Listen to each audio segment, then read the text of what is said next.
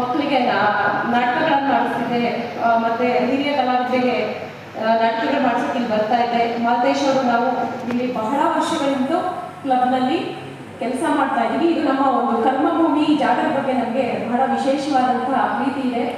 ಇಲ್ಲಿ ಬಂದರೆ ನಮ್ಮ ಮನೆಯಲ್ಲಿ ಅಷ್ಟೇ ಖುಷಿ ಆಗುತ್ತೆ. ಈ ಒಂದು ನಾವು ನಮ್ಮ ಒಂದು ನಾಟಕೋತ್ಸವವನ್ನು ಬಹಳ ವರ್ಷಗಳಿಂದ ಅಂದರೆ ಸುಮಾರು 17 ವರ್ಷಗಳಾಯಿತು ತಂಡ ಶುರುವಾಗಿ, ಒಂದು 15 ವರ್ಷಗಳಿಂದ ಮಾಡ್ತಾ ಬಂದಿದ್ದೀವಿ.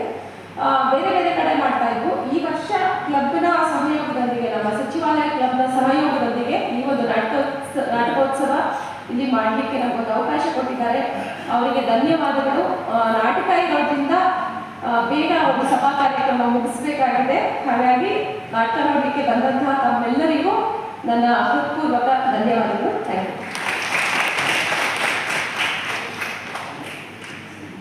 ಧನ್ಯವಾದಗಳು ಮೇಡಮ್. ಬಹಳ ಚುಟುಕಾಗಿ ಪ್ರಾಸ್ತಾವಿಕ ನುಡಿಯನ್ನು ಹೇಳಿದಂಥ ಶ್ರೀಮತಿ ಛಾಯಾಭಾರತಿ ಅವರಿಗೆ ಧನ್ಯವಾದಗಳು. ಈಗ ನಮ್ಮ ಕಲಾವಿದರು ತಮ್ಮ ಮುಂದೆ ಒಂದು ರಂಗಗೀತೆಯನ್ನು ಪ್ರಸ್ತುತಪಡಿಸ್ತಾ ಇದ್ದಾರೆ. ಶ್ರೀ ಟಿ.ಎಸ್. ಶಶಿಧರ್ ಅವರು, ಶ್ರೀಮತಿ ಸುಚಿತ್ರಾ, ಹಾಗೆ ಕುಮಾರಿ ಪದ್ಮಶ್ರೀ ಅವರು. ಇನ್ನೊಂದು ಮೈಕ್.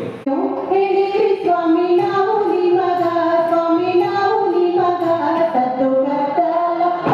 ಸದ್ದು ಕತ್ತಲ ಮಾಡಬೇಡಿ ಆಟದೊಳಗ, ಸದ್ದು ಕತ್ತಲ ಮಾಡಬೇಡಿ ಆಟದೊಳಗ, ಶರಣು ಹೇಳಿರಿ ಸ್ವಾಮಿ ನಾವು ನಿಮಗ, ಸ್ವಾಮಿ ನಾವು ನಿಮಗ, ಸದ್ದು ಕತ್ತಲ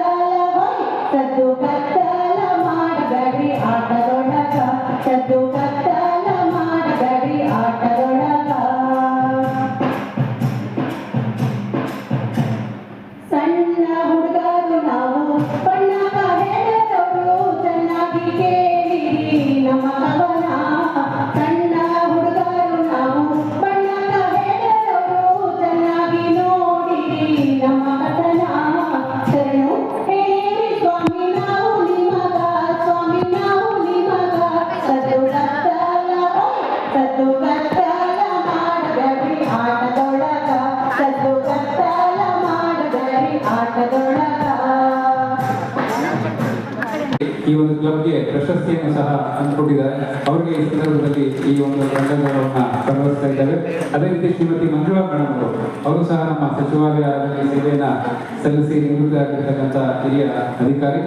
ಅವರು ಇವರೊಟ್ಟಿಗೆ ಚಂದನ ಪ್ರಮೋಷನ್ ಸರ್ಕಾರ ಪ್ರಸಂಗ ಸೇರಿದಂತೆ ಹಲವಾರು ನಾಟಕಗಳಲ್ಲಿ ಭಾಗವಹಿಸಿ ಈ ಕ್ಲಬ್ನ ಸಾಂಸ್ಕೃತಿಕ ವೇದಿಕೆಯಲ್ಲಿ ತಮ್ಮನ್ನು ಗುರುತಿಸಿಕೊಂಡಿದ್ದಾರೆ.